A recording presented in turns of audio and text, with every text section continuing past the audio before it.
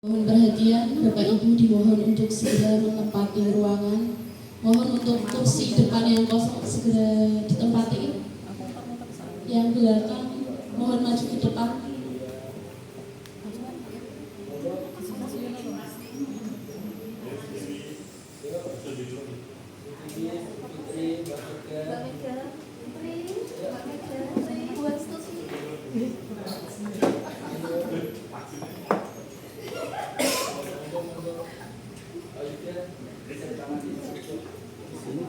Biar penuh. Satu-satu.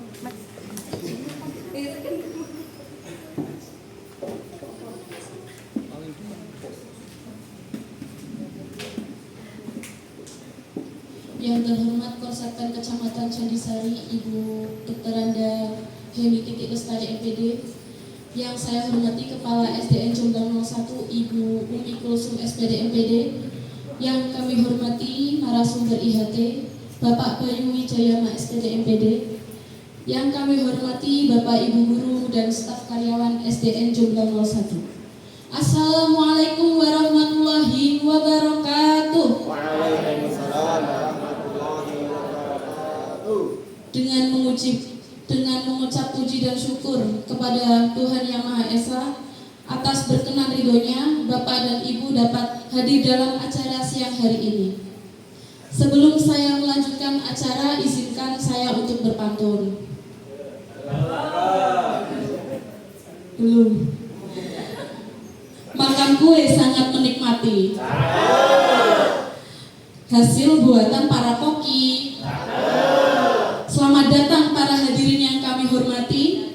Semoga yang telah hadir mendapatkan banyak rezeki.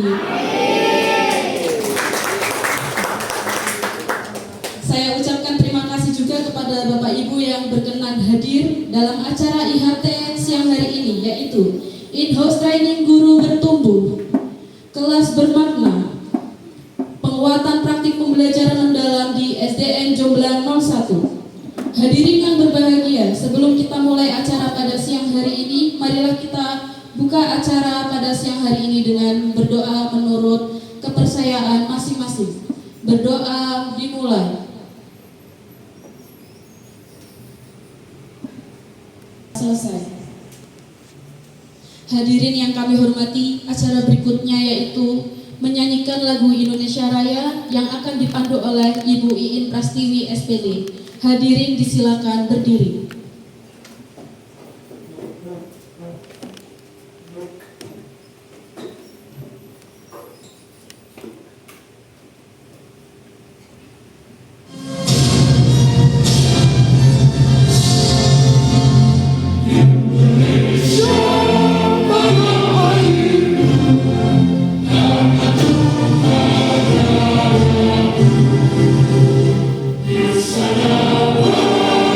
Aku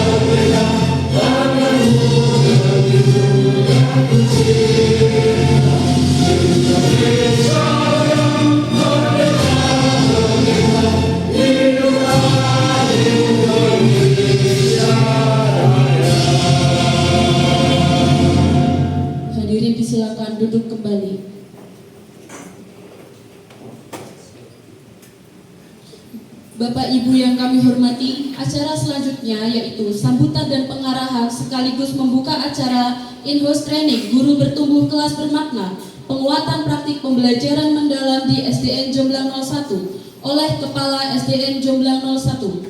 Kepada yang terhormat Ibu Umi Kulsum SPD MPD, disilahkan.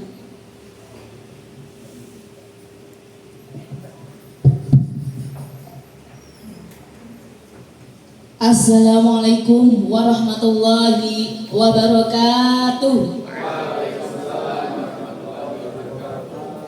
Sepertinya kurang semangat ini ya. Tadi Bumi lihat sudah makan siang. Tunjukkan bahwa Bapak Ibu hari ini semangat dan bahagia semua dengan menjawab salam keras dan penuh semangat. Assalamualaikum warahmatullahi wabarakatuh. Waalaikumsalam warahmatullahi wabarakatuh. Terima kasih untuk semangat kita pada siang hari ini. Tepuk tangan untuk kita semuanya.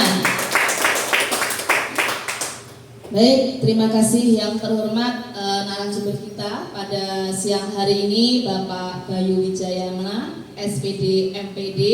Yang saya hormati Bapak Ibu guru beserta staf karyawan SD Negeri Jomblang 1.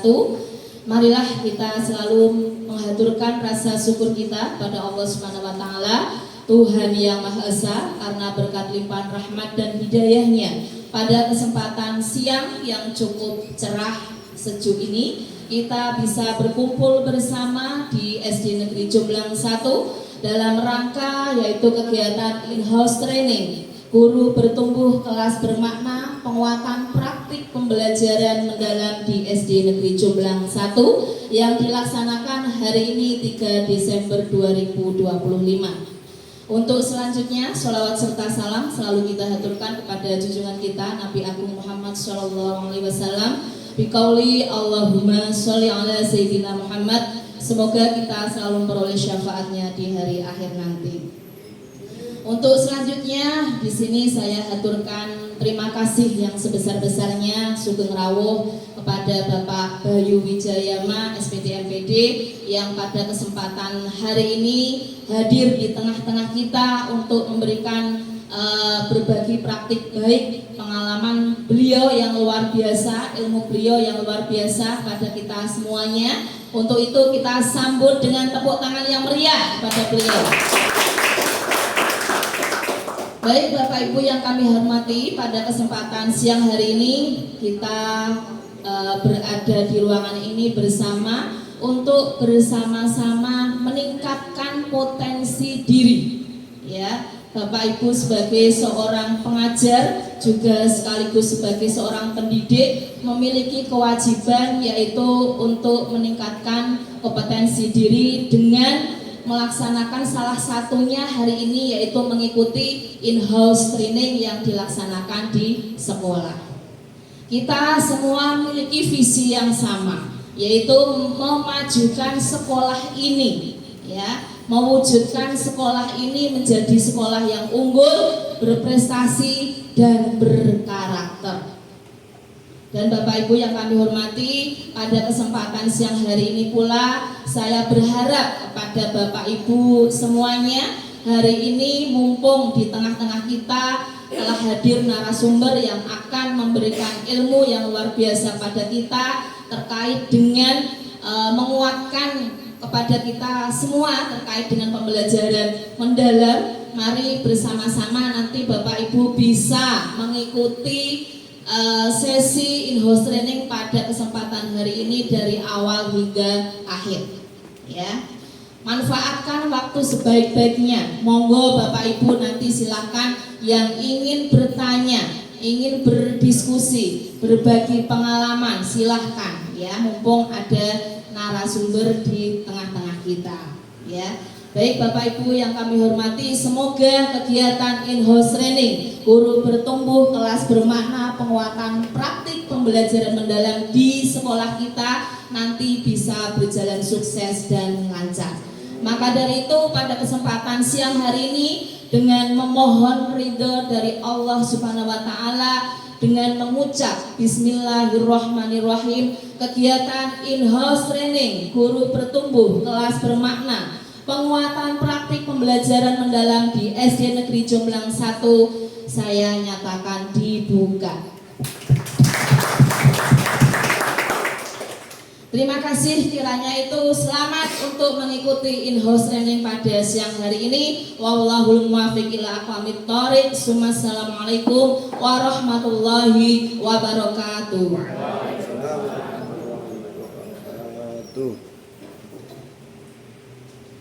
Bapak Ibu yang kami hormati, acara selanjutnya yaitu acara inti penyampaian materi Guru Bertumbuh Kelas Bermakna Penguatan Praktik Pembelajaran Mendalam di SDN Jomblang 01 yang akan disampaikan oleh narasumber pada hari ini yaitu Bapak Bayu Wijayama SPD MPD. Sebelumnya izinkan saya untuk membacakan pantun khusus untuk Pak Bayu.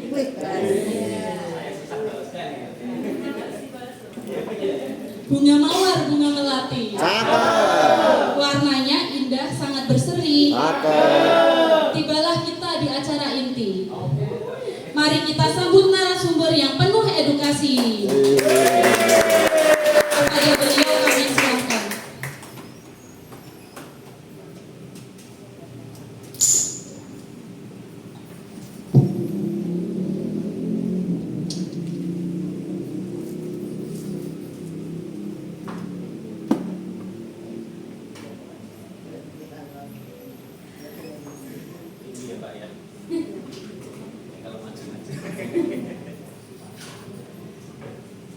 Ya, saya mulai ya. Mudah-mudahan terlihat ya, Bapak Ibu ya. Ya, saya harus balas pantunnya ini. Ya, minta cakepnya juga. Belum mas. Senangan nih. Kejomblang bawa lemper. Dimakan mumpung hangat. IHT bikin pinter. Walaupun ngantuk tetap semangat. Ternyata SD Jomblang betul-betul semangat gitu ya. Baik, Assalamualaikum warahmatullahi wabarakatuh. Ya, yang terhormat Ibu Kepala Sekolah, Bumi serta Bapak Ibu sekalian, salam kenal ya, saya Bayu Wijaya. Kalau Mas Rilo dulu main ke rumah sering ngopi. Ini semenjak sekarang susah ini sudah ketemunya ini, tidak pernah muncul ya, tidak pernah muncul ini Mas Rilo. Ya sudah tambah gemuk ya. Dulu zaman mahasiswa itu masih ya. Ternyata ketemu di sini. Saya tidak ingat Mas dengan ngajar di sini. Karena masih ingat saya masih mahasiswa. Saya ingat saya. Terus banyak ini wajah-wajah yang sudah saya tidak masih familiar ya. Ada Mbak Anissa, terus Pak siapa ini yang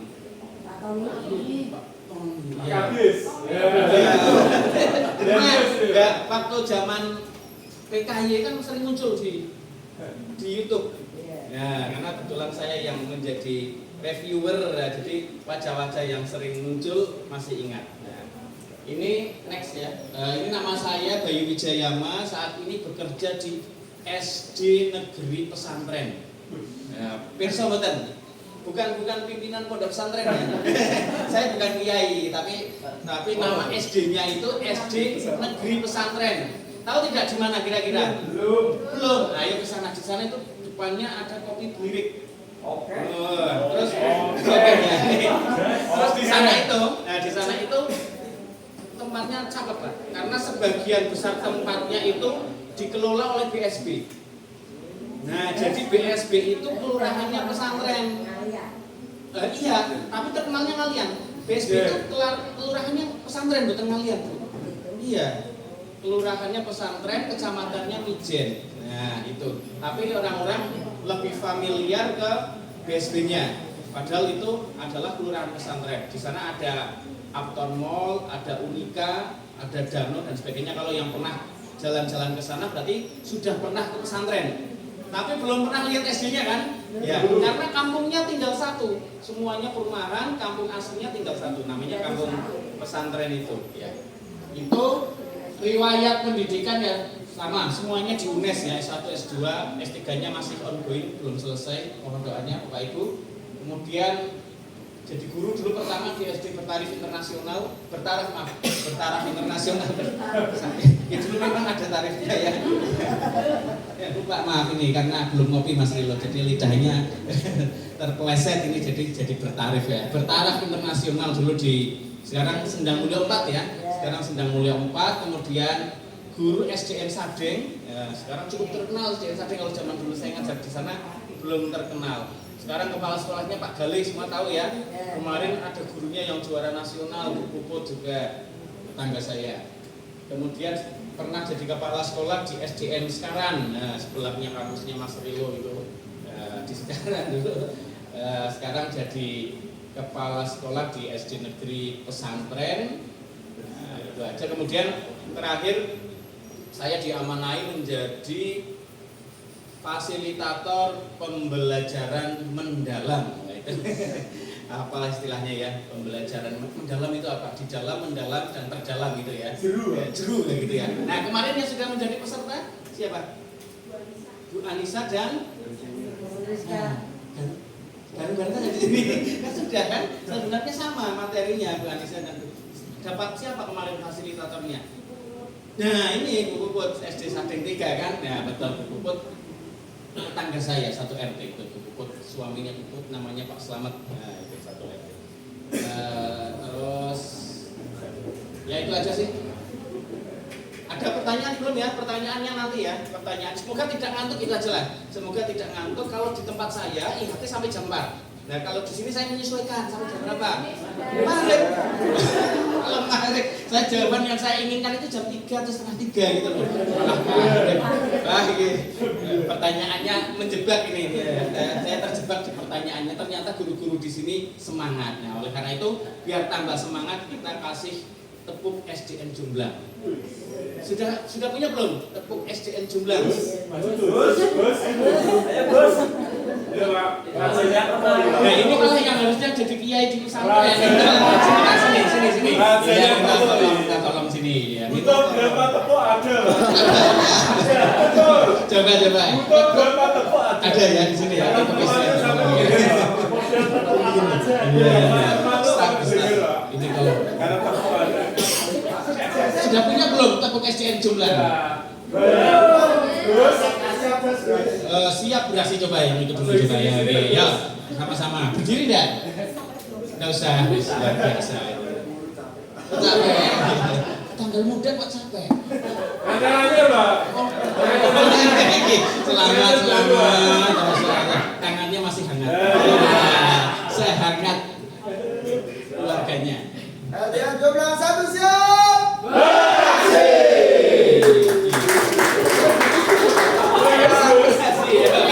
Sekarang ini Bapak Ibu, saya di sini dulu. Pikirkan satu kata untuk SDN Jumblang 1. Satu kata dalam hati. Iya, satu kata dalam hati. Siap. Tunjuk Pak. Nanti jadi tunjuk siapa? Sini dulu. Ya, tunjuk siapa?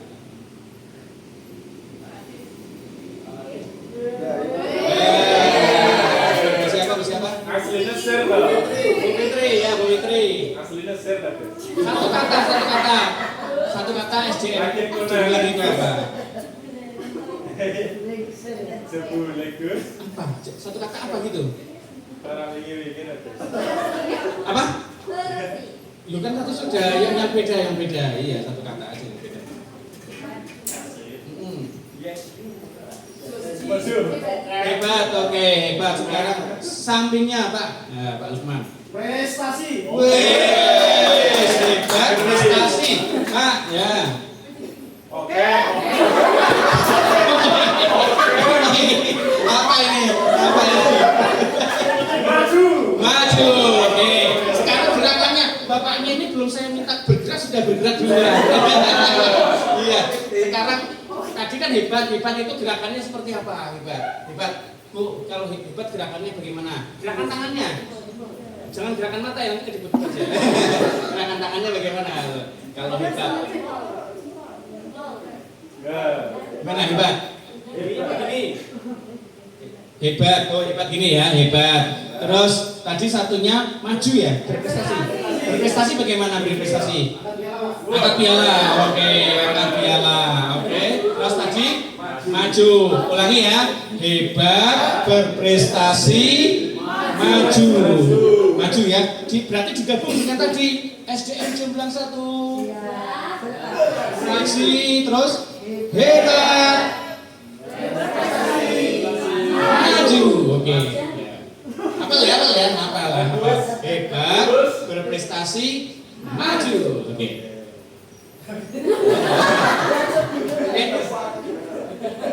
Tepukan aja supaya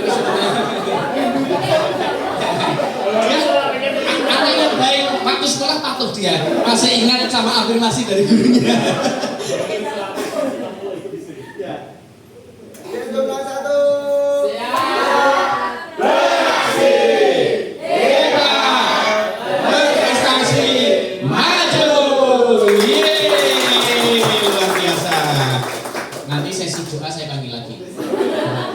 Sesuai dengan SOP-nya. Mas ini Pak tinggi ya? Iya.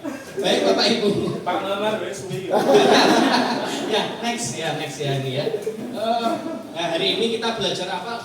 Semuanya sudah dipelajari Bapak Ibu. Semuanya sudah dilakukan oleh Bapak Ibu. Pembelajaran mendalam itu sudah dilakukan ya.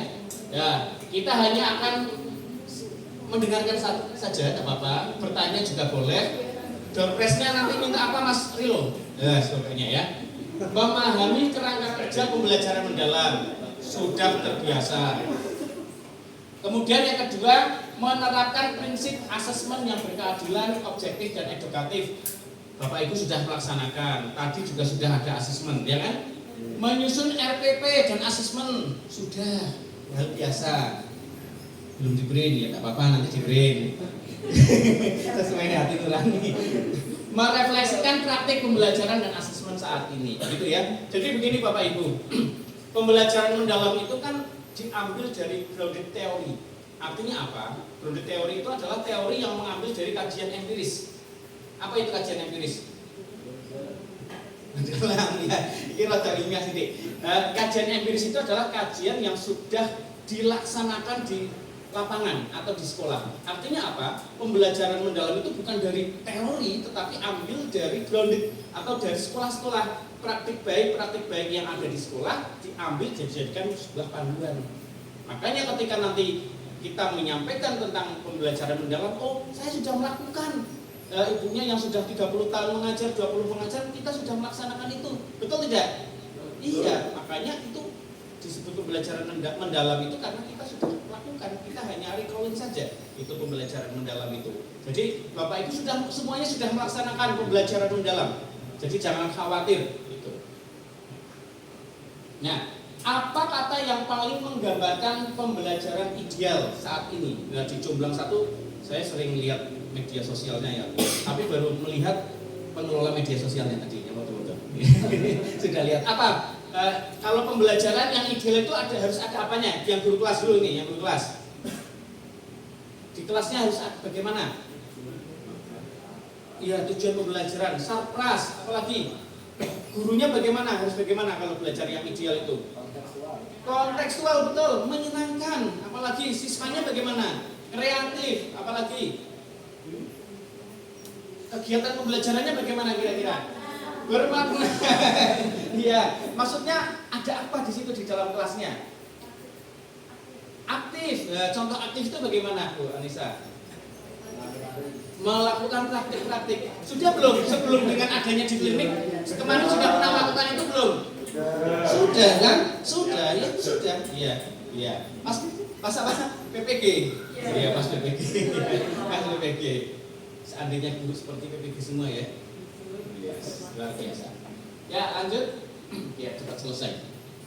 Next. Nah, apakah pembelajaran Bapak Ibu sudah memberikan ruang bagi murid untuk berpikir kritis, kolaboratif dan reflektif? Contoh berpikir kritis bagaimana? Sudah belum anak-anak diminta untuk memikirkan sesuatu sampai detail, sampai ke ujung-ujungnya? Sudah belum? Misalnya diberi sebuah permasalahan, muridnya diminta untuk melakukan pemikiran atau untuk bertanya lah, sudah belum? Sudah kan? Nah, kemudian pembelajarannya sudah kolaborasi belum? Sudah duduknya kelompok, mengerjakannya berkolaborasi kan sudah kan? Nah, terus yang terakhir reflektif di akhir atau di tengah sudah belum? Sudah kan? Semuanya sudah ini. Nah, kalau semuanya sudah, next. Nah, bagaimanakah kerangka kerja pembelajaran mendalam? Ada berapa kerangka kerja pembelajaran mendalam itu? Ada 4, betul. Ada 4 kerangka kerja pembelajaran mendalam. Kita hanya mengulas saja. Semuanya kemarin yang disampaikan Bu Anissa atau siapa yang di sini sama ya seperti ini ya. Melihatnya dari dalam karena pembelajaran mendalam. Tujuannya kemana kita? Ke DPL. Apa itu DPL? Dimensi profil lulusan. Asalnya dari mana DPL itu? Sebelum DPL namanya apa? Profil pelajar Pancasila. Sebelum itu namanya apa? Sebelum ada profil pelajar Pancasila namanya apa? P5 beda Pak. P5 itu dalam cara mencari, cara menuju ke profil pelajar Pancasila. Awal-awal Covid tahun 19 atau 20 kita kenal dengan keterampilan abad 21. Apa itu? Ada apa? Keterampilan abad 21? Ya, namanya berapa C itu? 4C, ya kan? Komunikatif, critical thinking, kreatif, collaboration. Itu ada 4. Kemudian berjalannya waktu, teorinya dari Fulan itu 4C dinyatakan masih kurang. Kemudian 4C itu ada pengembangan. Menjadi berapa C? Menjadi 6C. Bukan yang belum Pak. 6C dari keterampilan abad 21. Jadi tadi sudah 4. Critical thinking, kreatif, kolaborasi, kemudian apalagi komunikasi. Ditambah 2. Karena untuk sesuai dengan kondisi pada saat ini maka dibutuhkan 2 lagi. Yang pertama itu adalah citizenship. Apa itu citizenship? Kewargaan. Sama yang satunya adalah karakter. Jadi 4C berubah menjadi 6C. Nah, terus di Indonesia dikembangkan karena itu adalah teori dari negara-negara luar. Kebanyakan negaranya adalah liberal. Mereka tidak mengenal konsep ketuhanan. Maka dimasukkanlah DPL yang pertama. Apa itu? Keimanan dan ketakwaan terhadap Tuhan yang Maha Esa. Terus tambah lagi efek dampak dari COVID kemarin, maka dimasukkan satu dimensi profil lulusan lagi namanya kesehatan. Jadi seperti itu. Jadi dimensi profil lulusan itu nanti menjadi suatu tujuan utama Bapak Ibu mengajar. Kita dalam mengajar harapannya dari kelas 1, kelas 2 sampai kelas 6 nanti siswanya 8 DPL ini harapannya semuanya sudah memiliki karakter sesuai dengan dimensi profil lulusan. Sudah tidak salah menyebut ya profil pelajar Pancasila dengan profil lulusan atau masih sering bingung? Sudah mulai ya, sudah mulai sudah biasalah, nah sudah kenal ya, sudah hampir 1 tahun, Ya, kemudian di dalam dimensi profil lulusan ini ditempuh melalui apa? Melalui prinsip pembelajaran, pengalaman belajar dan kerangka pembelajaran. Kita bedah satu persatu yang dimensi profil lulusan, walaupun tadi saya kira sudah next ya. Ya, ini ya menjadi fokus utama, kemudian mewakili kompetensi utuh pengetahuan, keterampilan dan karakter terdiri dari 8 dimensi utama, menjadi tujuan akhir membentuk lulusan yang reflektif, adaptif dan kontributif, mendorong kepemimpinan profesional berintegritas dan transformatif. Ini teorinya. Tetapi di dalam mengajar, monggo dalam 1 kali mengajar berapa dimensi yang dipakai maksimal? Apakah semua 8 itu dalam 1 mata pelajaran? Kan tidak mungkin kan? Iya, 2 itu kita ada kewalahan ya.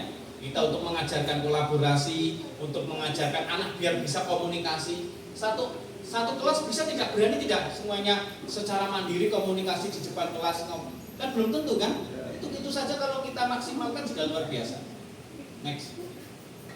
Nah ini ada 8. Yang pertama adalah keimanan dan ketakwaan terhadap Tuhan Yang Maha Esa, kewargaan.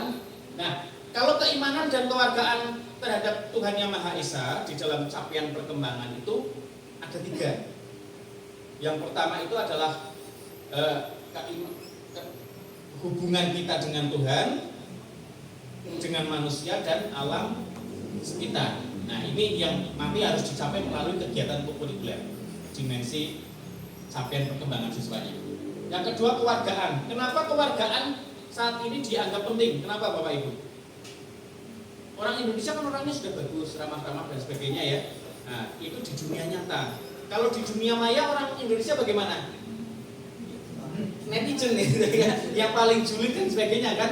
Iya. Bahkan perlindungan hak anak kepada media sosial di Indonesia, payung hukumnya belum ada, belum jelas. Kalau di luar negeri kan batasan anak memiliki media sosial usianya berapa?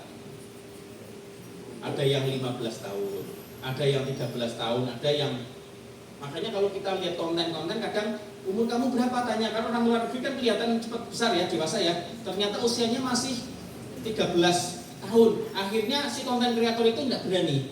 Ada yang sering melihat Vicky Naki yang kemarin baru menikah sama Tuba.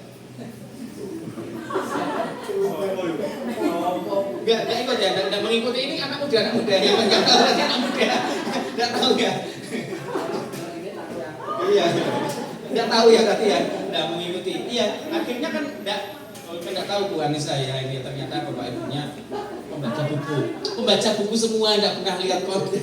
Saya yang suka lihat konten gitu. Ternyata kalau ketika ketemu ngobrol sama orang luar negeri, usianya 13 langsung close kameranya, langsung tutup karena takut nanti melanggar ini hukum internasional, nanti bisa dicari FBI katanya seperti itu. Nah, di Indonesia anak punya medsos usia berapa Bapak Ibu? 2 tahun. Sejak apa? Salah, masih dalam kandungan sudah. Iya kan, ketika datang ke objek sudah muncul, kakinya itu sudah diposting dan sebagainya. Iya kan, itu di Indonesia luar biasa. Ya, di Indonesia itu pegiat media sosial betul luar biasa. Makanya yang kaya ya Facebook, Meta, X itu kekayaannya dari orang Indonesia itu ya. Saya kan insan perbukuan ya.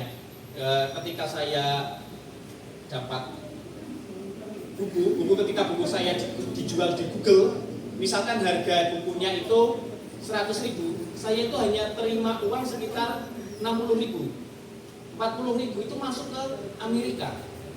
Makanya negara Amerika itu kaya seperti itu, pajaknya itu luar biasa mengambil kita. Makanya Cina, Rusia itu kan tidak mau pakai Google kan? Cina, Rusia dia pakai yang buatannya Cina sendiri sama Rusia sendiri. Karena ketika kita memakai itu ya setiap klik bitnya itu masuk ke Amerika, makanya menjadi negara yang sangat besar. Kita saat ini menjadi pemakai, memperkaya negara-negara yang sudah maju. Tidak apa-apa, tapi harapannya anak-anak kita nanti bisa ke sana.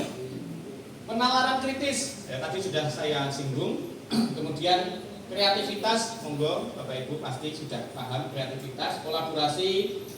Di guru kelas, guru agama, guru olahraga semuanya membutuhkan anak-anak kolaborasi, kemandirian, kesehatan dan komunikasi. MBK dapat ya sini ya? Berapa bulan? September, Oktober, November. Kalah dengan pesantren ya? Pesantren dari Januari pertama kali. Iya betul. Kebetulan depannya itu dapurnya itu makanya dikasih ya. Kebetulan dapurnya di sana pertama kali, depannya itu depan sekolahan. Jadi kita termasuk yang pertama. Tapi anak-anak masih semangat ya makan MBG ya? Atau sama dengan tempat saya? Sama ya, semangat ya? sama ya. Apa gurunya tambah ini sekarang gara-gara MBG. Sekarang gelarnya guru tambah. Pak Rilo, SPD, MPD, MBG, tambah lagi. GR lagi ya, itu tambah GR lagi itu ya. Tambah GR lagi ya. Jadi Bapak Ibu, ini yang harapannya yang menjadi tujuan kita mengajar itu ke sini, ke itu. Atau coba saya minta, saya ngomong di sini, saya bukakan. Oh ya, saya ini aja ya, di sini ya.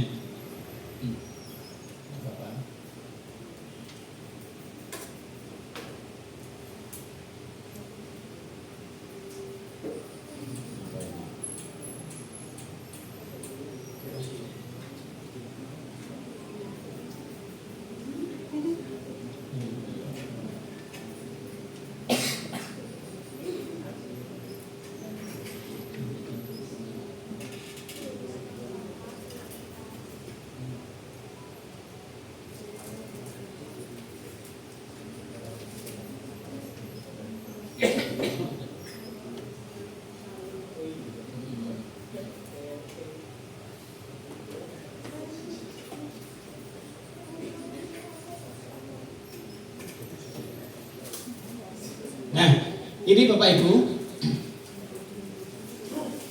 ketika kita membedah dimensi profil lulusan, kita lihatnya peraturan BSKAP nomor 058. Coba di ini lagi atau ini.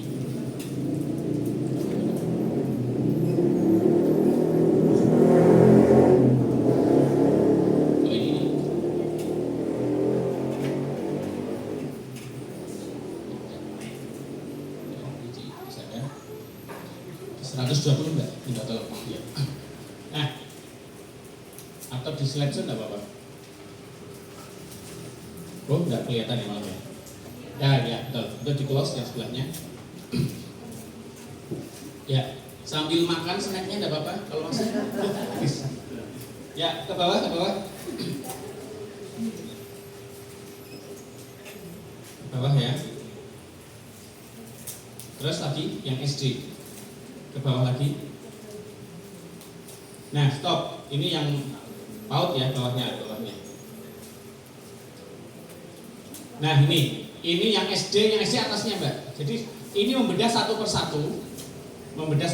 Setiap dimensi profil lulusan di setiap jenjang nanti bisa dipelajari lagi di peraturan BSKAP nomor 058. Nah, ketika kita mengatakan keimanan dan ketakwaan terhadap Tuhan Yang Maha Esa, maka kita ada 3 nilai yang harus dicapai. Yang pertama itu adalah hubungan dengan Tuhan Yang Maha Esa, yang kedua adalah hubungan dengan sesama manusia, dan yang ketiga adalah hubungan dengan lingkungan bawahnya. Nah, lingkungan.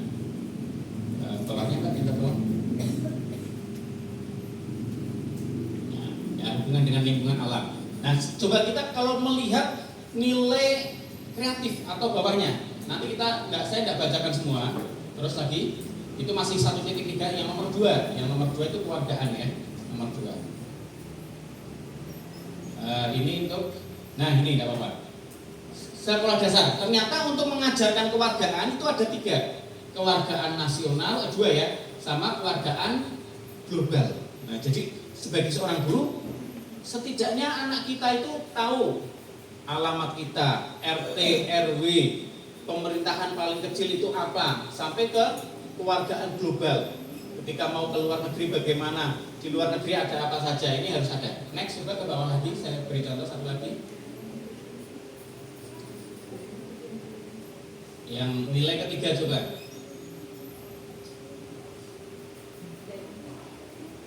Ya, yang ketiga. Lagi. Nah, ini penalaran kritis. Nah, ternyata nanti ketika mau mengajarkan penalaran kritis, itu yang pertama adalah anak itu bisa penyampaian argumentasi, pengambilan keputusan sampai penyelesaian masalah. Jadi 3 indikator ini harus tercapai. Dicapainya melalui apa? Melalui 3 kegiatan: intrakurikuler, ekstrakurikuler, dan co-kurikuler. Kembali ke PowerPoint aja. Yang slide show tadi. Baik, kerangka pembelajaran yang pertama sudah ya, yaitu dimensi profil lulusan. Kerangka kerja yang kedua apa Bapak Ibu? Prinsip pembelajaran mendalam. Prinsip itu bisa dikatakan panduan, pijakan atau prinsip. Untuk mempermudah, kalau arti itu gampang ya. Next saja. Bawah. Nah, fondasi ini. Fondasi atau prinsip pembelajaran mendalam kita kenal dengan istilah BBM. Apa itu BBM? Berkesadaran, bermakna, dan menggembirakan. Baik, sekarang kapan kita bisa menyadarkan siswa? Ketika mengajar. Pas kegiatan apa? Doa, iya boleh, betul, doa kita menyadarkan. Tapi gurunya harus sadar dulu ya. Ya, gurunya sadar. Dari rumah misalkan belum sarapan ya sadar, ini saya mau mengajar gitu ya. Ya, baik. Next ya. Ini ada 3. BBM, berkesadaran, bermakna, menggembirakan. Prinsip berkesadaran ini kegiatannya itu paling bagus dilaksanakan pada kegiatan pendahuluan. Mengajarkan ada 3 kegiatan ya: pendahuluan, inti, penutup. Bapak Ibu, kegiatan pendahuluan itu ada apa saja di sana? Yang guru kelas, presensi, salam, apalagi? Apersepsi, apalagi? Menyampaikan tujuan, betul. Apa? Memantik, ya betul. Ya kalau saya urutkan, kegiatan pertama itu adalah yang ketika menyadarkan siswa itu adalah menyiapkan peserta didik secara fisik dan psikis. Nah, bagaimana cara menyiapkan murid secara fisik di kelas? Tepuk-tepuk. Sebelum itu menyiapkan secara fisik dulu biar anak itu betul-betul siap untuk mengikuti pelajaran. Diapakan? Ya dicek apa alat tulisnya sudah. Jangan sampai sebelum mulai alat tulisnya masih di tas, tempat duduknya, kemudian bajunya yang belum rapi dan sebagainya. Kan kadang ada ya. Nah itu menyiapkan secara fisik. Yang kedua, menyiapkan secara psikis. Bagaimana caranya menyiapkan secara psikis? Menanyakan keadaan, menanyakan perasaannya. Contohnya bagaimana Bu? Menanyakan perasaannya. Senang ya?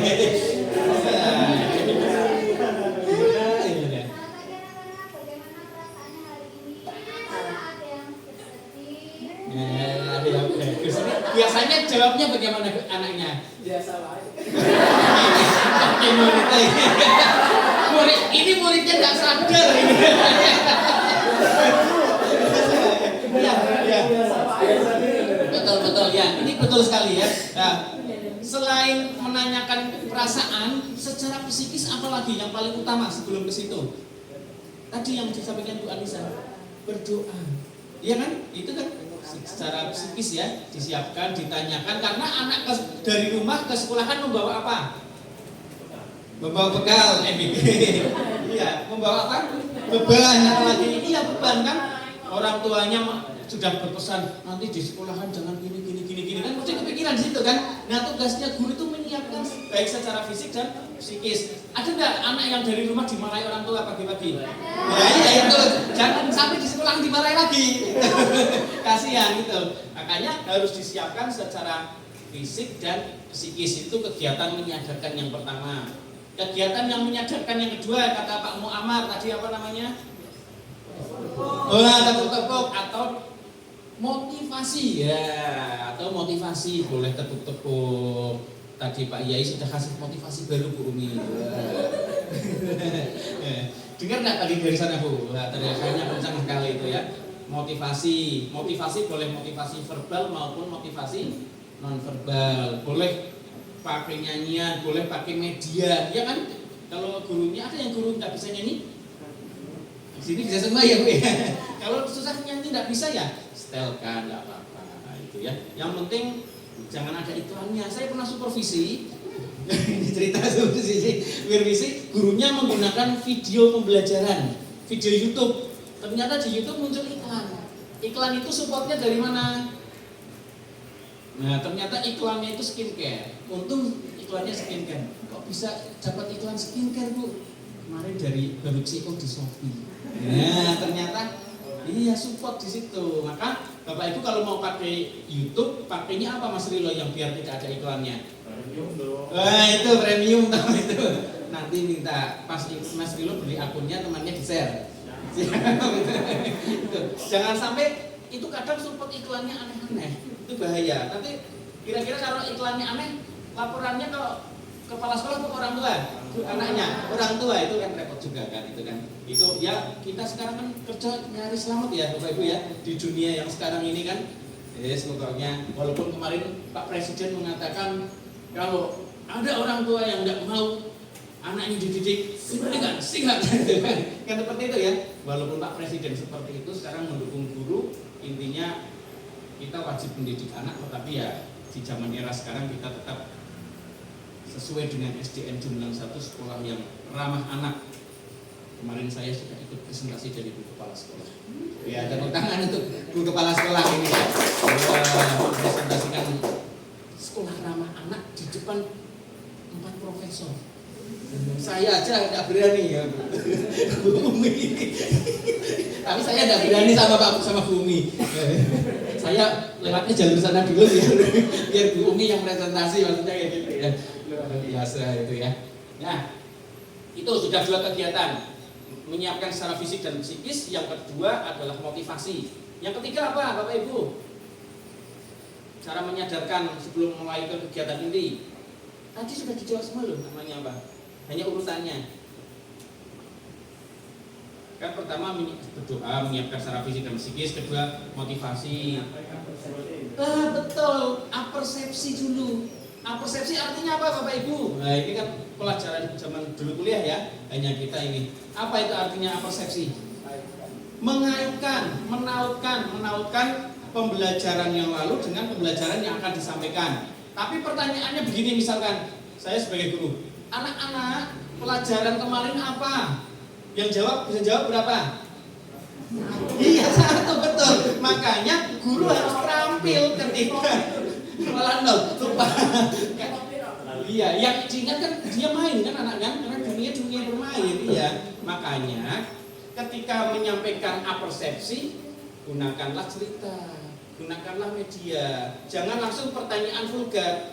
Sama seperti gadis kalau ditanya, mau nggak kamu menikah dengan saya? Padahal belum kenal. Kan takut, anak-anak gitu kan.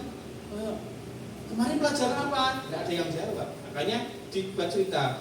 Anak-anak kemarin Pak Guru baru saja ke pasar Merican, membeli sayur-sayuran. Nah, ada sayur-sayuran, Pak Guru membawa uang 10.000 sama uang 5.000. Ternyata harga sayur-sayuran itu semuanya 13.000. Uang Pak Guru tinggal berapa?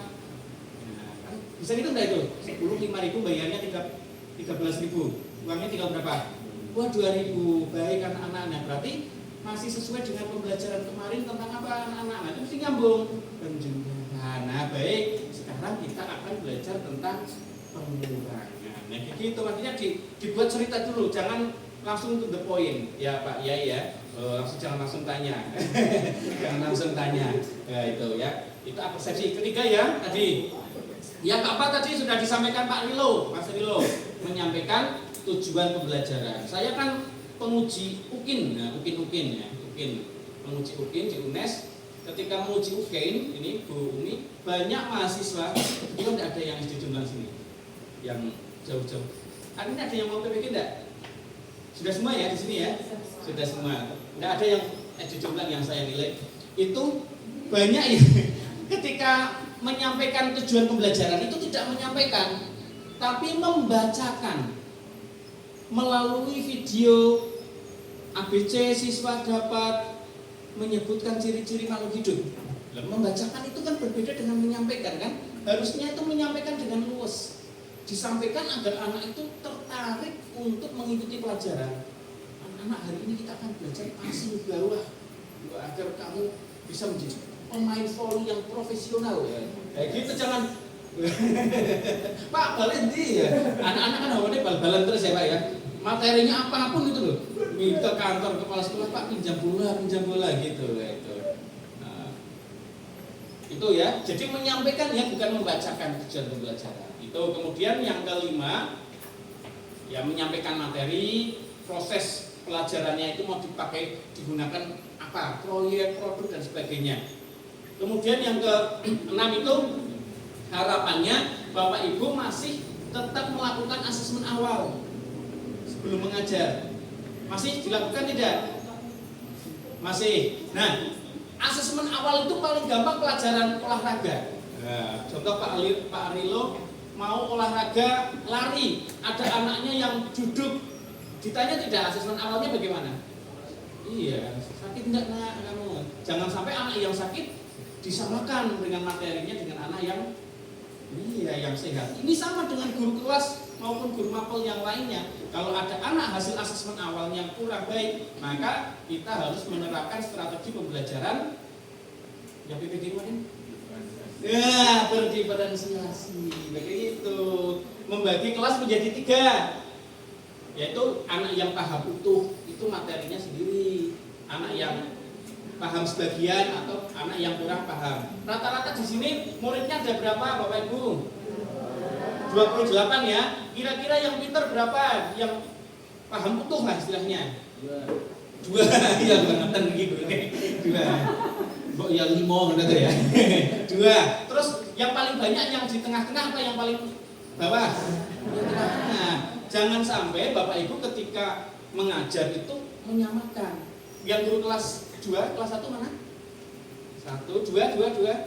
Enggak saya tanya ya Bu, aman-aman ya. Baik Bu ya. Di kelas 2 ada yang masih kesulitan membaca tidak? Ada. Ini pertanyaan saya. Apakah kita memberikan porsi bacaan yang sama panjang dengan anak yang sudah mahir membaca dengan anak yang belum bisa? Kan tidak kan? Nah itu yang namanya pembelajaran berdiferensiasi. Kamu nanti bacanya ini saja Mas. Nah, tulisannya lebih besarkan. Kalau yang sudah mahir membaca kan, mungkin beberapa paragraf. Kalau yang belum membaca ya cukup 2 atau 3 kalimat saja diulang-ulang begitu. Itu contoh pembelajaran berdiferensiasi itu ada 3. Diferensiasi secara produk, ya produknya, hasilnya nanti tugasnya apa ya dibedakan, jangan sama dengan anaknya itu. Kedua secara proses, yang ketiga kontennya. Tadi konten ya yang saya contohkan itu adalah salah satu bentuk memberikan pembelajaran berkesadaran. Kalau ini teori ya dari sana, tapi sama lah yang saya sampaikan begitu. Next. Guru-guru minta sampai maghrib itu subuh ya. Nah ini bermakna. Nah ini Bapak Ibu, bermakna itu apa? Bermakna itu ya anak itu menginspirasi, sampai ke rumah itu masih teringat materinya. Anak-anak sampai rumah yang diingat apa? Bermainnya atau materinya?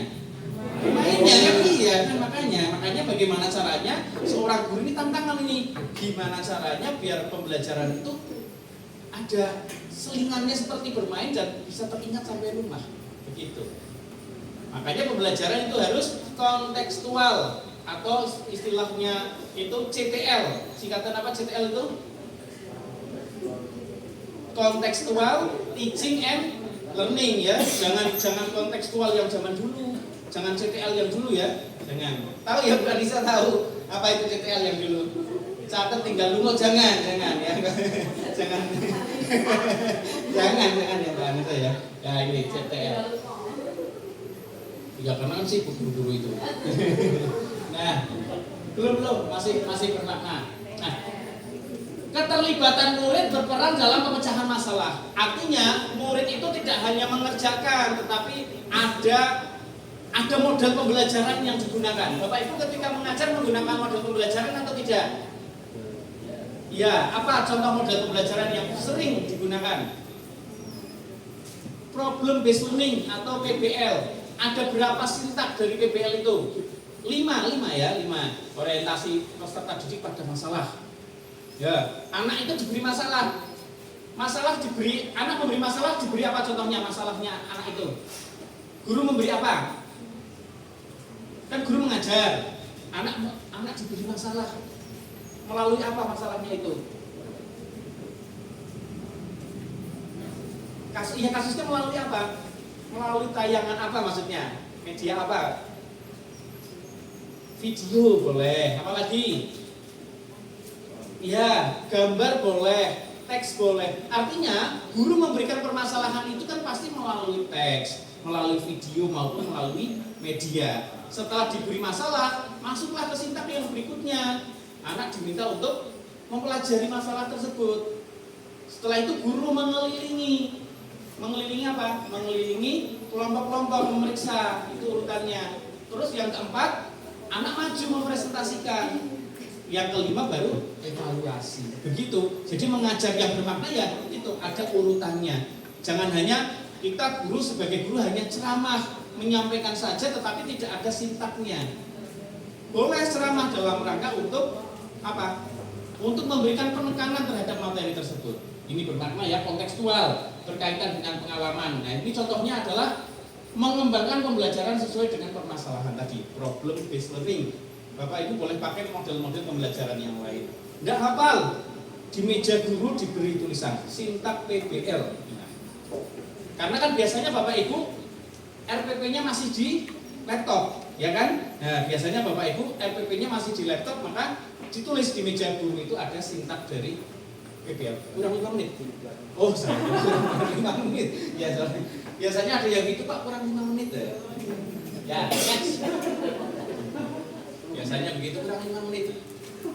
Menggembirakan. Nah, Bapak Ibu, apa yang dimaksud dengan menggembirakan di sini? Apakah tertawa dan bahagia atau bagaimana menggembirakan? Apakah harus ada ice breakingnya? Memang di indikator penilaian PPG itu minimal ice breaking 3 kali dalam satu pelajaran. Ada itu. Ada. Baru tahu ya ini, makanya kalau yang nggak ada teguk-teguknya nilainya sedikit. Jadi Bapak Ibu harapannya seperti itu.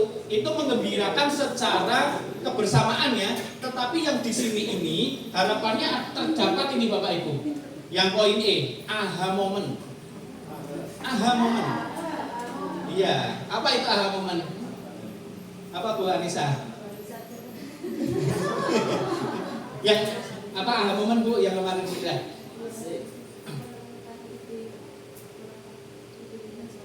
Maju. Oh iya. Iya, iya. Aha momen itu kayak menemukan sesuatu yang dia itu sudah punya pengetahuan sebelumnya, begitu. Oh ternyata kayak tadi Pak Bayu kesini, ternyata di sini SD-nya Mas Rilo.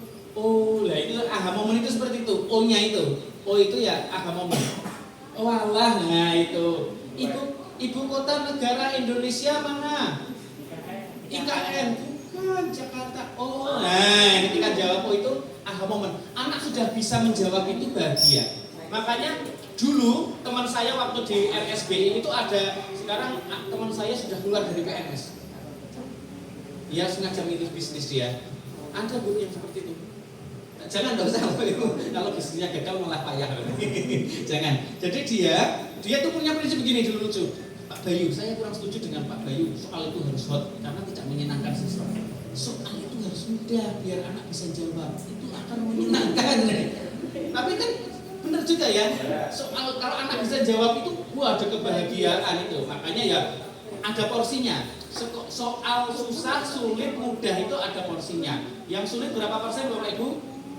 25 boleh. Yang mudah 25, yang sedang 50. Enggak apa-apa. Nanti tergantung kesepakatan panitia asesmen di sekolah masing-masing. Itu silahkan. Tapi memang kalau anak bisa jawab itu seneng pol, apalagi pelajaran olahraga pertanyaan dari gurunya. Nah, apalagi sekarang ada yang namanya exit ticket. Bapak Ibu tahu exit ticket ya?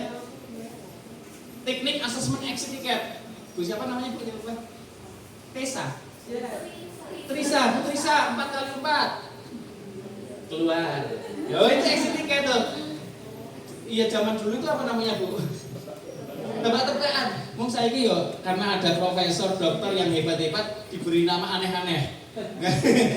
Asesmen pakai exit ticket aja boleh bedek-bedekan ya para sekarang gitu kan. Iya kan? Itu sudah semuanya. Itu kita sudah semuanya exit ticket. Nah, kita sudah kedua ya. Kerangka pembelajaran yang pertama itu adalah DPL, yang kedua adalah prinsip pembelajaran, disingkat apa? Biar mudah. BBM, berkesadaran, makna dan menggembirakan. Kalau istilah luar negerinya berkesadaran apa? Mindful, yang bermakna meaningful. Kalau menggembirakan joyful. Kenapa tidak funnyful ya? Funny learning, kenapa tidak ya? Tapi Pak Menteri sana pakainya apa namanya joyful ya, dan mengartikan joy itu bukan menyenangkan tapi menggembirakan karena lebih ke diksi yang lebih positif. Kalau menyenangkan mungkin guyu-guyu di kelas, ice breaking terus ya, tapi tidak dapat aha momennya itu ya. Kita next ke selanjutnya yaitu pengalaman belajar. Nah, pengalaman belajar ada 3. Apa saja itu? 3M. 3M apa saja? Memahami, mengaplikasi, merefleksi. Sebenarnya ini malah menurut saya pengurangan M. Dulu di KTSP sama 13 kita sudah punya 5M loh. Masih ingat nggak 5M dulu? Scientific itu loh dulu. Menanya, menalar, apalagi mengaplikasi, mempresentasikan, menganalisis itu lebih kompleks, lebih bagus. Karena ini digunakan seluruh Indonesia, maka ya ambil tengah-tengahnya. Tapi kalau Bapak Ibu mau mengembangkan kembali ke 5M ya boleh-boleh saja. Iya, 3M ini memahami, mengaplikasi dan merefleksi harus urut atau tidak Bapak Ibu? Nggak harus urut karena ini bukan sebuah model pembelajaran. Ini sebuah pendekatan pembelajaran. Maka pendekatan pembelajaran itu kan cara pandang. Kita mau kalau olahraga itu biasanya praktek dulu atau teori? Anak teori dulu, teori baru mengaplikasi atau anak mencoba dulu baru gurunya menjelaskan. Ada, artinya mengaplikasikan dulu juga boleh.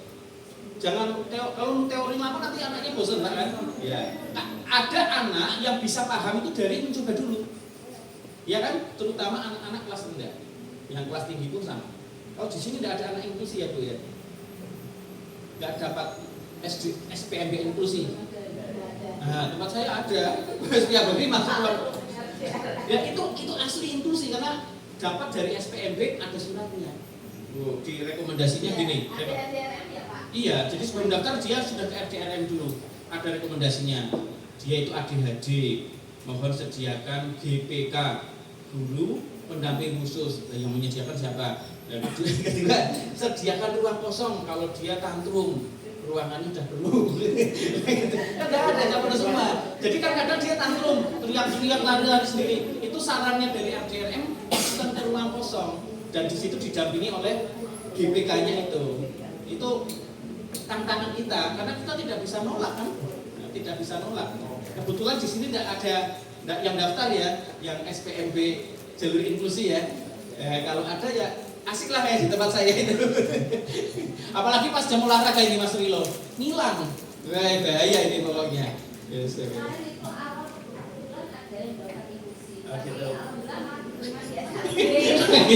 Alhamdulillah ini tidak berada.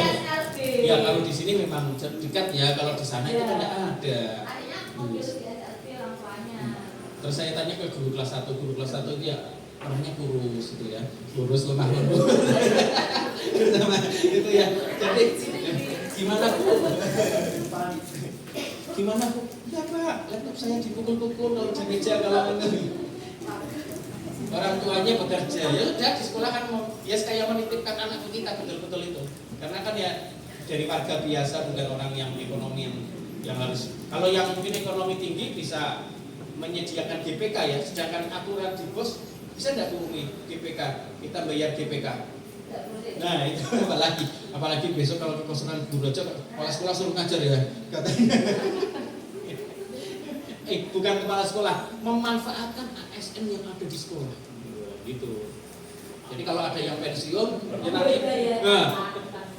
pembelajaran ilmu pembelajaran tahun 90-an kembali.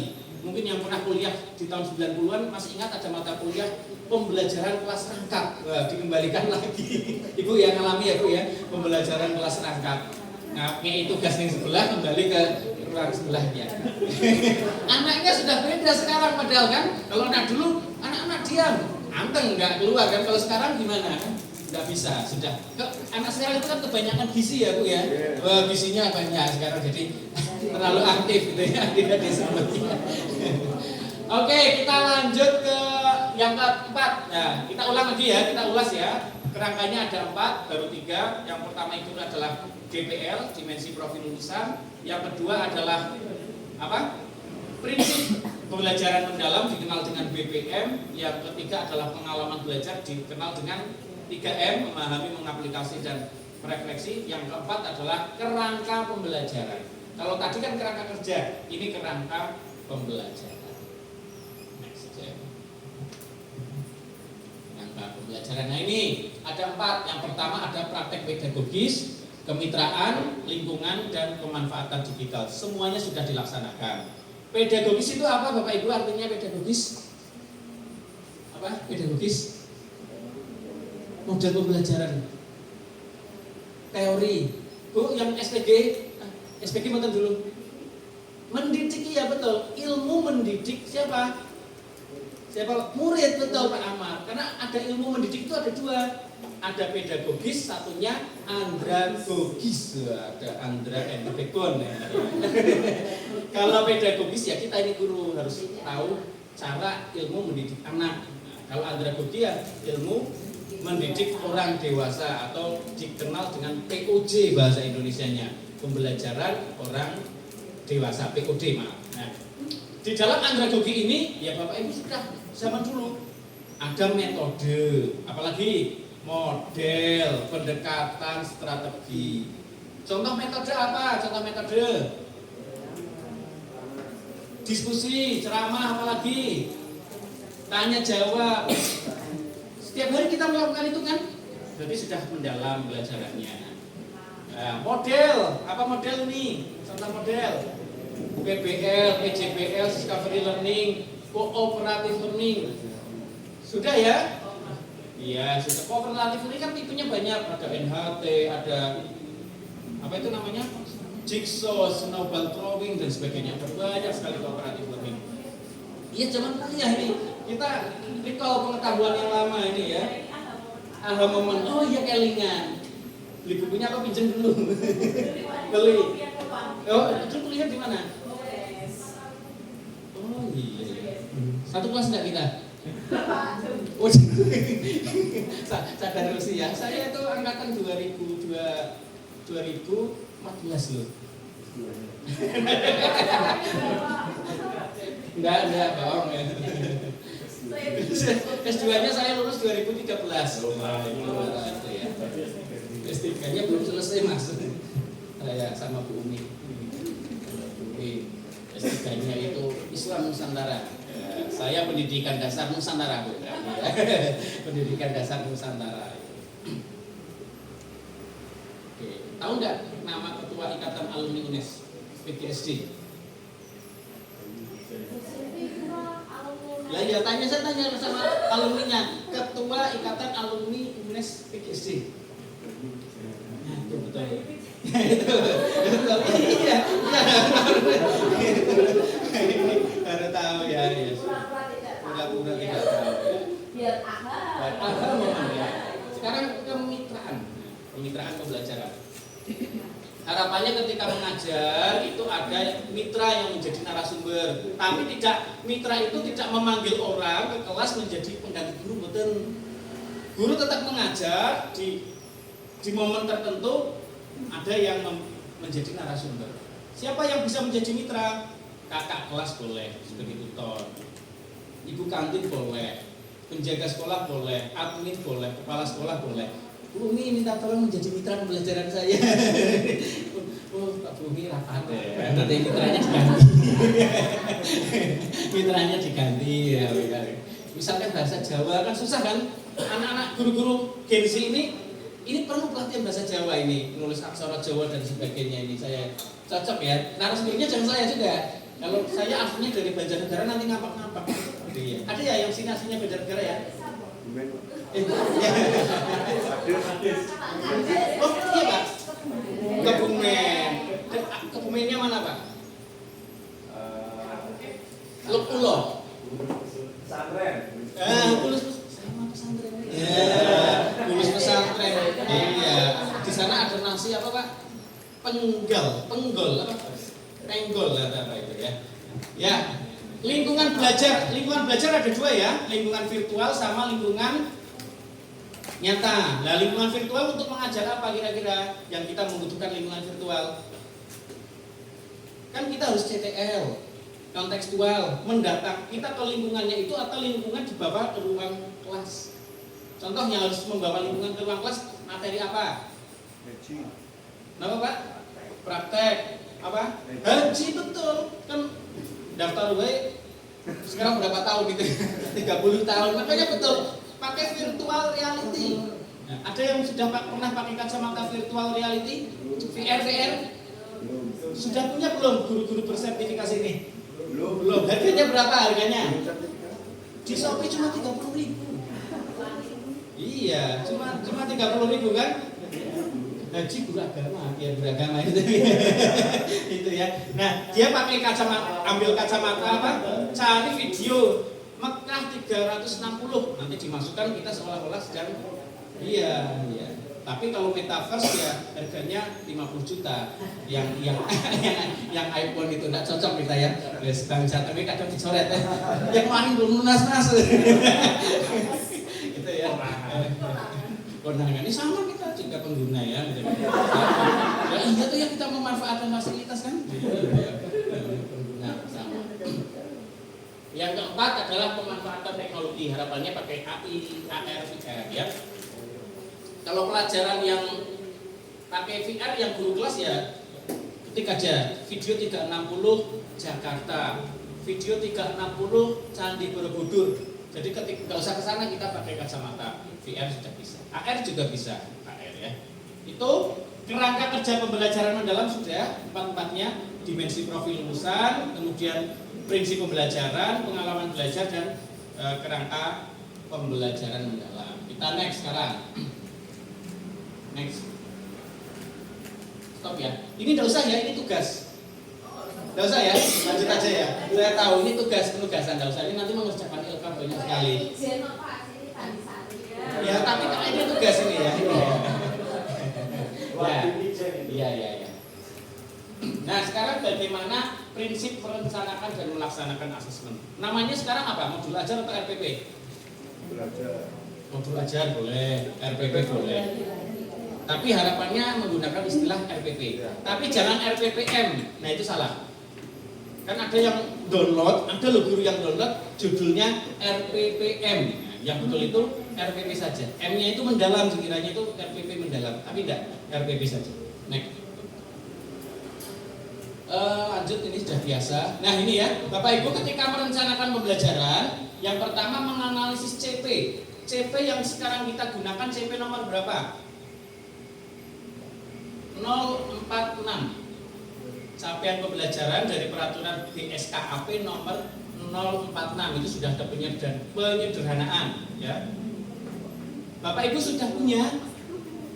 Sampun kagungan? Sudah di print belum Bapak Ibu? Oh masih di laptop. Biasanya itu oh paperless ya. Iya udah cocok itu. Paperless ya. Oke, karena ini Adiwiyata, tapi kan harus punya ya. Yang nanti dianalisis karena itu ada hampir 2000 halaman. Jangan sampai Bapak Ibu tidak tahu karena dari jenjang PAUD sampai SMA dan SMK di situ. Oke. Kemudian menyusun tujuan pembelajaran dan alurnya atau ATP. ATP singkatan dari alur tujuan pembelajaran. Dulu namanya apa ATP itu? Zaman dulu namanya apa?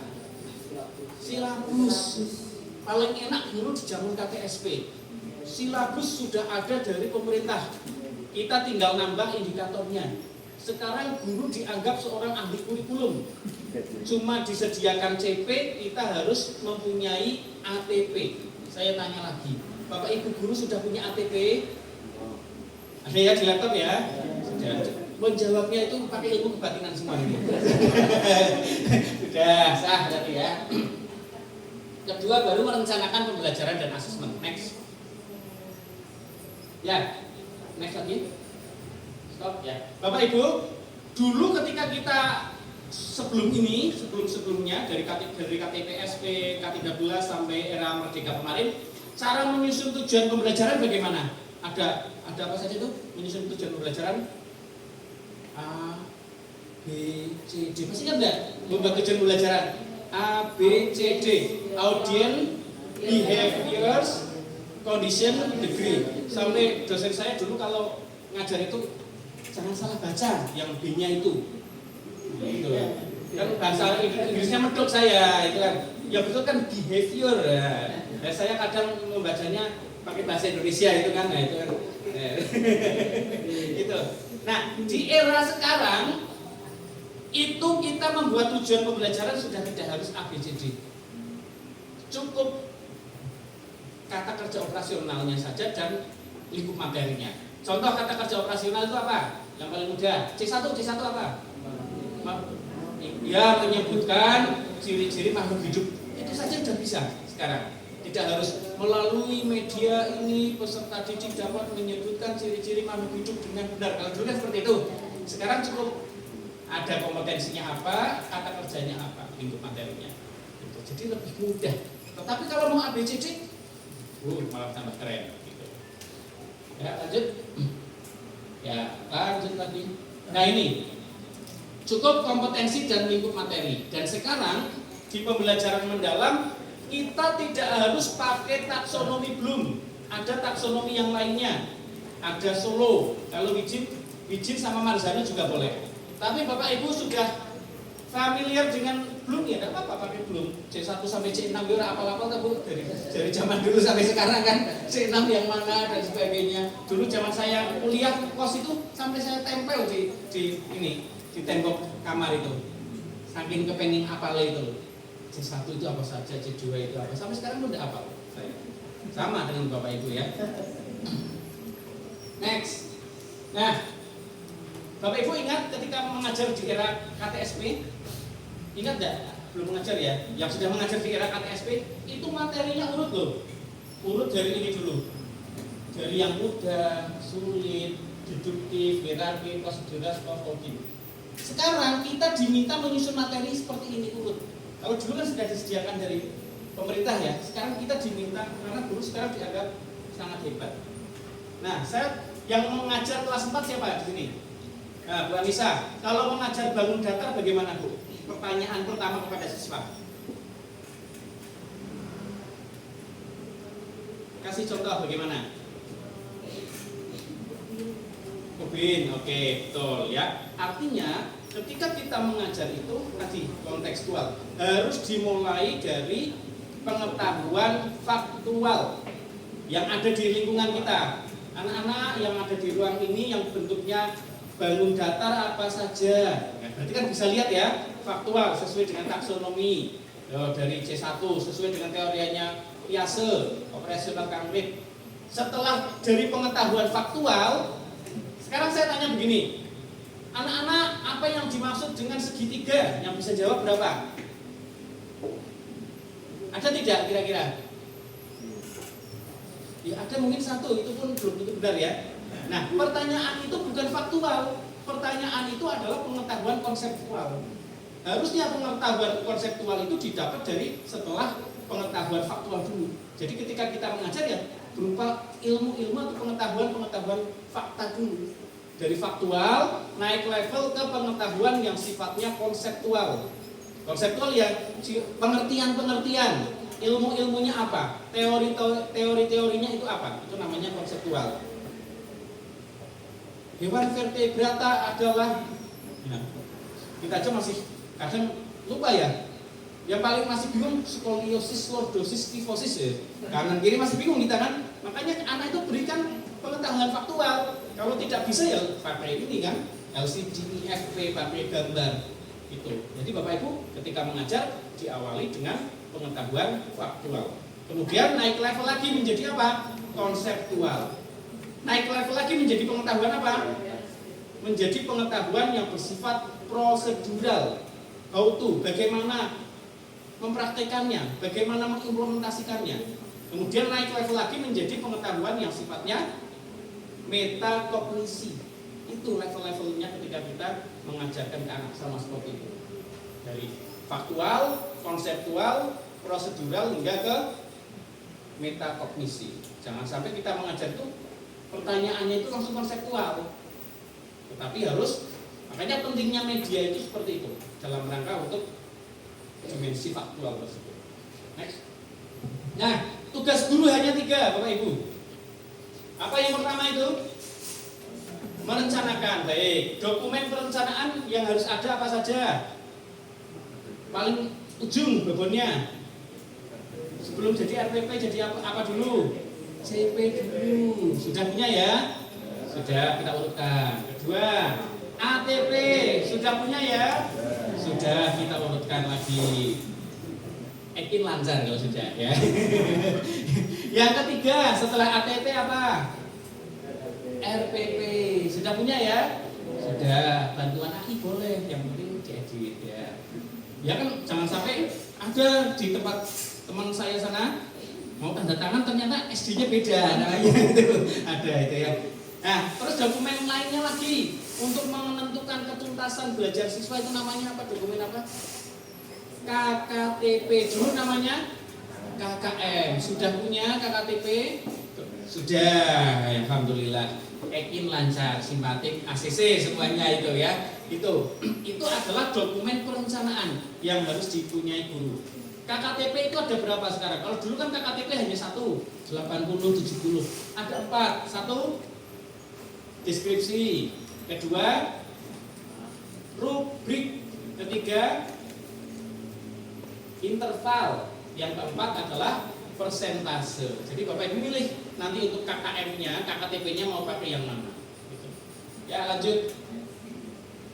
Nah, sekarang membuat RPP.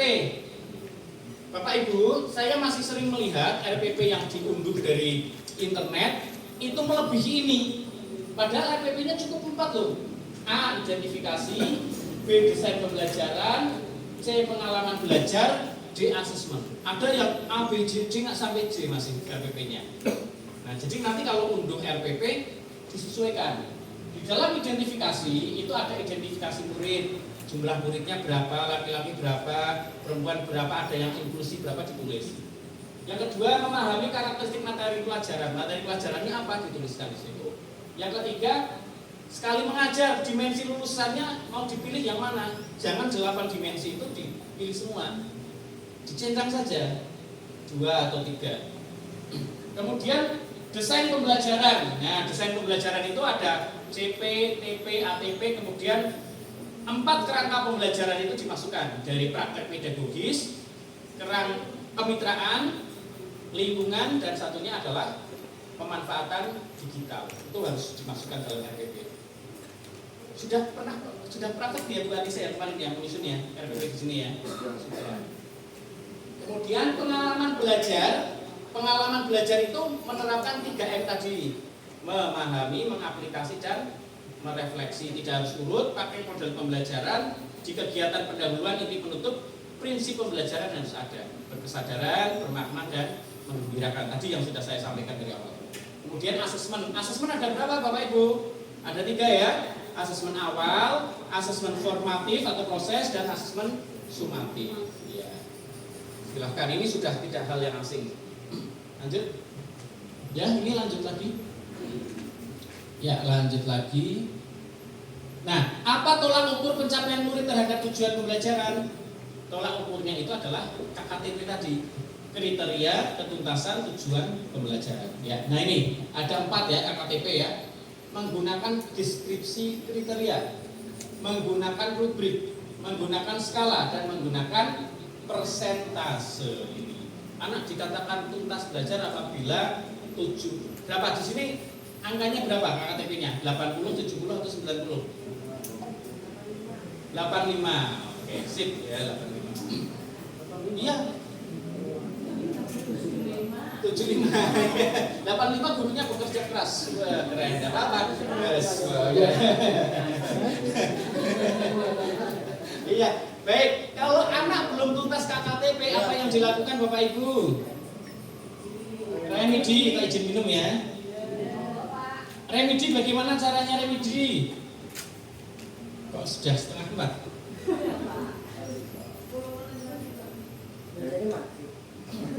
Padahal belum ini masih ini kan saya buat slide 80 slide baru 36 ini. Kalau buat sendiri kan apa? Cara remedi bagaimana Pak Lukman? Pak Lukman guru luas apa guru BCOK beda-beda. Pak Muhammad ya. Pak Lukman PAI. Guru kelas saya ini Pak Tommy.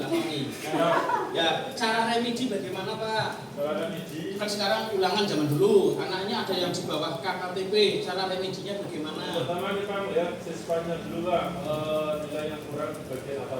Iya, betul. Kemudian kita buat soal yang sekiranya menyangkut dengan di mana nilai yang kurang pada siswa tersebut. Kurang lebih seperti itu Pak. Sekarang ulangannya hari Rabu, remedinya kapan? Remedinya kalau bisa hari itu, kalau tidak hari itu. Nah, diberi apa berarti remedinya? Diberi Diberi apa? materi tambahan Remedi materi sebelum mengerjakan. Sebelum Kita kasih materi penguatan sebentar. Oke, betul ini Pak Tommy. Tepuk tangan untuk Pak Tommy. Ya, remedi itu tidak langsung diberi soal. Kalau diberi soal lagi, Betul. malah tambah yang lain nih. Iya, tapi ini Kan ada program remedial dan pengayaan. Makanya sebelum remedi, kewajiban guru melakukan yang namanya bimbingan belajar tadi. Nang, jangan pulang dulu. Nanti bimbingan belajar dengan Pak Guru. Di jam apa itu? Ya, jam pulang kuliah jam guru mengajar namanya masih jam kokurikuler Bu. Iya itu. Kalau yang remedi banyak, berarti bagaimana caranya Pak? Klasikal. Kalau yang remedi cuma sedikit, tapi ada kemampuan temannya bisa mengajari, itu namanya teknik apa? Bimbingan belajar teknik apa namanya? Tutor. Begitu. Nah, setelah diberikan bimbingan belajar, baru diberi remedial, gitu ya. Dan bimbingan belajar itu tentatif, maksudnya tentatif. Tidak harus setelah pelajaran, boleh dari apa sesuai dengan kesepakatan atau penjadwalan dari guru. Nah ini sudah biasa ya, rubrik checklist catatan anekdotal sudah biasa. Lanjut, teknik-teknik pemilihan ini yang paling baru. Exit tiket, wah ini bahasanya keren ya. Jebule gede-gedean, tebak-tebakan, 5x5. Itu doa wudhu, nah ini kita seperti itu. Namanya exit tiket ternyata itu ya. Iya itu. Sekarang keren namanya Bu. Ternyata sudah zaman dulu sudah kita lakukan ya. Exit tiket istilahnya. Nah ini pembelajaran diferensiasi juga saya sampaikan tadi. Penting banget ya pembelajaran diferensiasi. Next lagi. Terus lanjut aja. Nah sekarang bagaimana Bapak Ibu sudah perso belum? Rapotnya besok bentuknya seperti apa? Belum. Jujur belum? Nah, Saya pribadi belum. sudah buka? Oh itu kan sistemnya. Nah kalau di panduannya dulu ya, dari segi panduan. Next. Sama ya, nanti nilai deskripsi. Deskripsi itu yang nilai tertinggi sama TP terendah. Nah lagi. Lanjut. Nah ini udah bisa besar ya. Jadi di sini ini intra ya, ini intra kurikuler dan mulok, nilai deskripsi. Nah yang baru di sini ada nilai kokurikuler dalam bentuk deskripsi. Bapak Ibu sudah melaksanakan kokurikuler? Sudah gitu ya. Nah, sudah melaksanakan ya.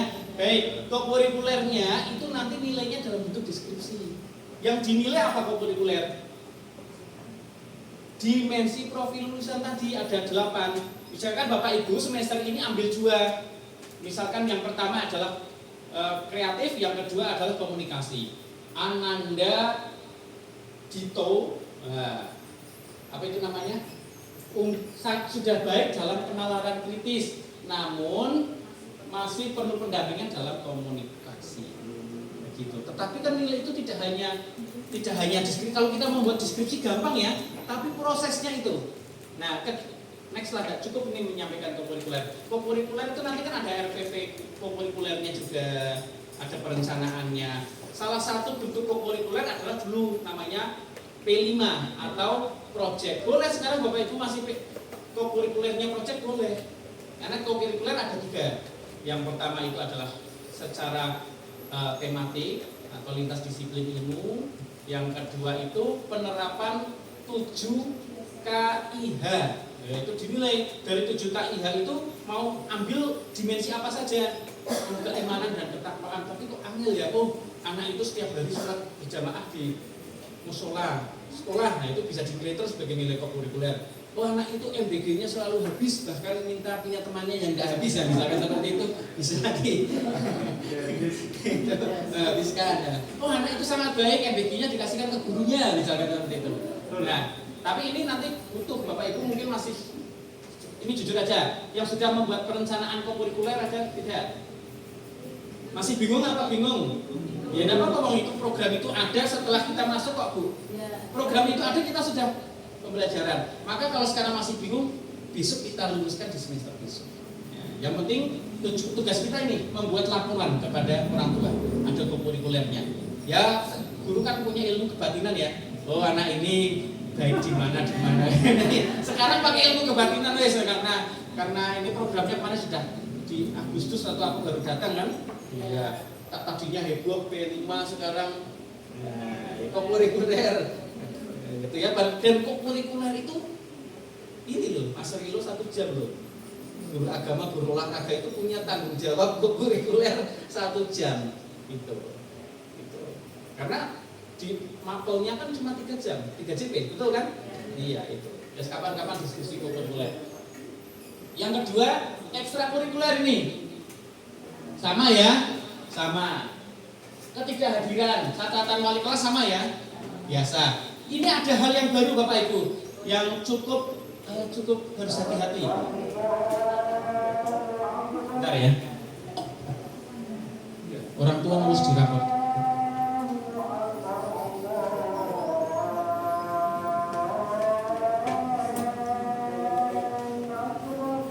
Tanggapan orang tua. Kira-kira yang ditulis orang tua itu apa besok dirapot? Ya ini ada tanggapan orang tua. Memang anak itu adoh ini. Ya, jadi nanti orang tua di rapat di kolom paling bawah itu diminta nulis. Bahaya tidak kalau dia ditulis gurunya sering buka HP di kelas, misalkan seperti itu. Gurunya sering muncul di TikTok, misalkan seperti itu. Padahal yang harus ditanggapi itu apa? Iya, hasil belajar anak. Nah, bagaimana triks dan tipsnya Bapak Ibu guru agar orang tua itu menulisnya tepat sasaran? Pas memberikan rapot langsung nulis, disampaikan gitu. Ini ada saran seperti itu. Apalagi diberikan template. Contoh begitu. Cerdas ini. Iya betul. Karena rapot itu kan dokumen negara ya. Tidak boleh mengganti loh. Kalau mengganti itu harusnya aturannya itu ada tulisannya. Duplikat. Walaupun kita kadang ngeprint kayak lagi bisa ya, tapi sebenarnya kalau ngeprint 2 kali itu ada aturannya, itu ada tulisannya duplikat itu. Karena itu dokumen penting. Kadang anak yang sudah 6 tahun, 7 tahun lulus SD kembali ke sekolah legalisir rapot ya untuk daftar apa itu PNI dan sebagainya masih ada. Nah ini yang jangan sampai dokumen penting ini, malah orang tua salah. Kemungkinan tidak kalau diisi di rumah. Orang tua nulis terus salah dicoret di tiket memungkinkan tidak? Boleh tidak di tiket? Tidak boleh. Nah itu harus persiapan dari sekarang guru kelas. Tadi Pak Amar betul berikan template. Mungkin saya tulis, malahan ditulis kayak gini. Tidak, kalau di sini orang tuanya pasti kan sudah literasinya sudah sangat bagus. Kalau diulang nanti tengah kota. Ya itu. Kan kalau diundang rapat datang semua, dipanggil datang semua kan. Kalau di tempat saya kan kadang ada yang bekerja gitu. Sama ya itu ya. Jadi ini dokumen penting. Nanti mungkin melalui rapat bu kepala sekolah dan sebagainya, melalui tim apa di sini tidak tahu, nanti akan membuatkan template yang dipimpin Pak Amar yang buatkan template-nya. Harusnya yang dikomentari orang tua adalah perkembangan hasil belajar siswanya. Jangan sampai kelasnya kotor ditulis di situ. Bisa memungkinkan tidak? Memungkinkan kan? Iya, kelasnya gurunya begini. Nah, bisa jadi. Karena ini hal baru, maka perlu ada template. Saya sangat setuju. Di meja guru ketika membagikan ada template-nya. Ini contoh kata-katanya dibawa pulang. Iya, dibawakan pulang itu. Terus kan orang tua kan masih ingat nggak? Ini kan tidak mengalami ya mereka ini ya. Rapat nulis tangan tidak mengalami kan? Mengalami? Pas jadi murid. Masa sih? Jadi guru pertama tahun berapa? Di tempat saya sudah berikan 16 itu. Tidak, bergurau ya. Iya memang akhir yang 2016 kan sudah K13. Yang belum K13 itu masih kelas yang belum K13 masih. Kan ada kelas yang sudah K13, ada yang kalau dulu kan kita nulis tangan aja guru kadang masih salah kan? Iya. Nah ini apalagi orang tua yang tidak pernah nulis dokumen itu. Terus tambah lagi bolpennya juga harus ada standarnya loh. Jangan sampai bolpen sing ya jangan sampai kalau bolpen seperti ini nanti kena tangan blobor kan? Iya itu snowman aman snowman itu yang mudah itu ya. Gitu. Asal kemudian ambil rapot untuk nulis itu ya, ide yang keren sekali. Oke, sampai di sini ada pertanyaan. Sebentar lagi selesai kita. Monggo, kalau ada pertanyaan. Cukup cukup ya. Bu Mega cukup. Nah, Bu Mega kalau sudah mau selesai ada suaranya.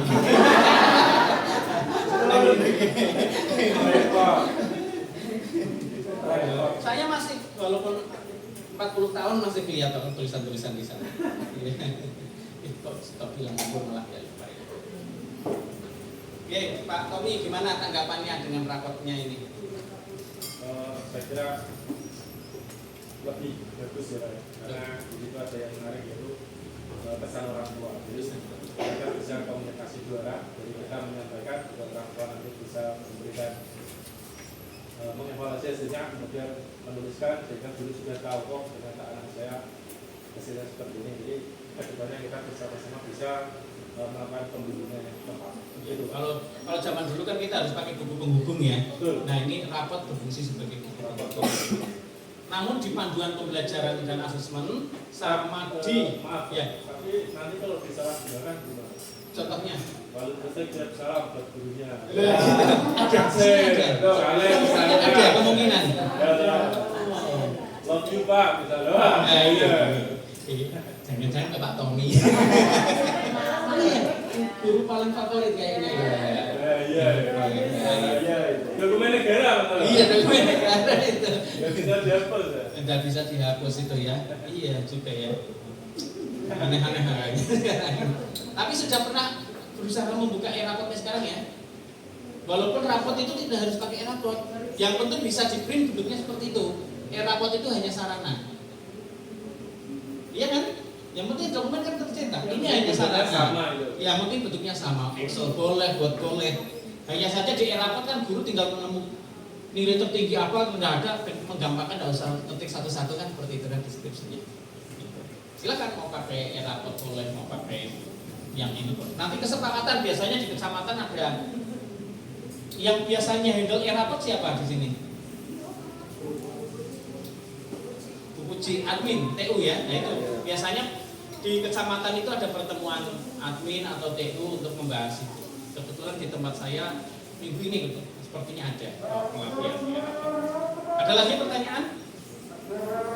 Mas Rilo? Aman ya? Mas Rilo aman ini ya. Yang sering ditunggu-tunggu koreksian itu koreksian dari guru apa? Kan kita kan membagi, sini membagi itu enggak? Membagi kan? Iya, anak-anak kan menunggu koreksian kita kan? Iya, zaman saya. Itu maksudnya gimana? Pak PJK itu paling cepat, larinya itu paling cepat itu Pak ya. Jelas ya. Itu. Kadang kan kita ketika kita jadi murid kan selalu menunggu koreksian dari guru ya. Iya, matematikanya dapat berapa itu. Walaupun paling jelek itu kita kadang matematikanya itu kita tunggu-tunggu. Itu sih yang mungkin coba masih ada. Terima kasih Pak. Ini masih diskusi ya di dalam panduan di permen itu. Anak bisa naik kelas apabila kehadirannya 95%. Artinya 5%-nya itu dari 1 tahun kalau saya hitung itu 9 hari. A, bukan S sama I. A.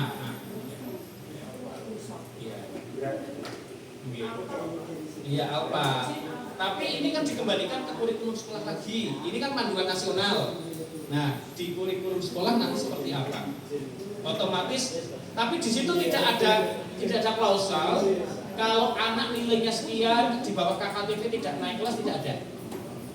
Di situ hanya bunyinya kriteria kenaikan kelas 95% kehadiran. Tapi tidak ada kata-kata tidak naik kelas itu. Nah, itu masih perlu pembahasan yang panjang. Nah ini sebentar. Siapa yang menentukan? Ya sini sekolahan, rapat dewan guru. Aspek yang menjadi pertimbangan kenaikan kelas, pencapaian kompetensi, kehadiran dan kondisi khusus. Kondisi khusus ya kan. Kondisi khusus itu ada apa? Ada 2 ya. Bencana alam dan bencana sosial. Bencana alam contohnya di Sumatera. Bencana sosial apa contohnya Bapak Ibu? Itu kadang susah ya. Sampai sekarang cari akte kelahirannya belum dapat. Ngalami gitu enggak? Ada ya di sini ya? Repot itu. sampai ke rumahnya, sampai ada sampai kadang mau lulus itu akta kelahirannya belum jadi di tempat saya itu. Itu tugas guru ya, tugas guru cukup banyak. Lanjut. Ya ini mekanisme kelulusan ya ada di Permen nomor 2 tahun 2022 ya. Lanjut lagi. Terima kasih. Ya. Oke. Alhamdulillah. Cukup ya Bapak Ibu ya.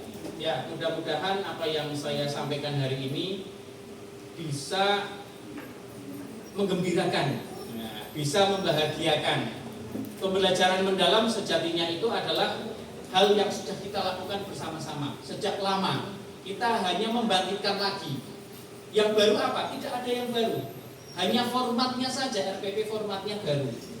RPP itu tadinya seperti itu banyaknya, sekarang RPP itu hanya ada 4 komponen, yaitu identifikasi,